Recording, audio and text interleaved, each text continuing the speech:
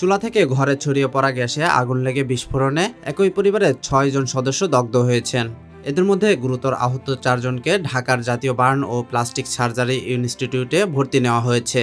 শনিবার দিবাগত রাতে চাঁদপুর পৌর শহরে কোরালিয়া এলাকায় একটি বাড়িতে এই দুর্ঘটনা ঘটে। প্রত্যক্ষদর্শীরা জানান, সেহরির জন্য খাবার গরম করতে গিয়ে গ্যাসের চুলা জ্বালানো মাত্রই বিকট শব্দে ৬তলা ভবন কেঁপে ওঠে। এ সময় রান্নাঘর ছাড়াও আশেপাশের আরও ৩টি কক্ষে আগুন ছড়িয়ে পড়ে। দগ্ধ ৬ জনকে উদ্ধার করে চাঁদপুর জেনারেল হাসপাতালে নেওয়া হয়। হাসপাতালের জরুরি বিভাগের চিকিৎসক মাহমুদুল হোসেন সুমন বলেন, দগ্ধ অবস্থায় এখানে ৬ জন এসেছিলেন। তবে অবস্থা আশঙ্কাজনক হওয়ায় ৪ জনকে ঢাকার জাতীয় বার্ন অ্যান্ড প্লাস্টিক সার্জারি ইনস্টিটিউটে পাঠানো হয়েছে। Desk report, metro TV. দেশের পাশে, বিশ্বের সাথে, মেট্রো টিভি।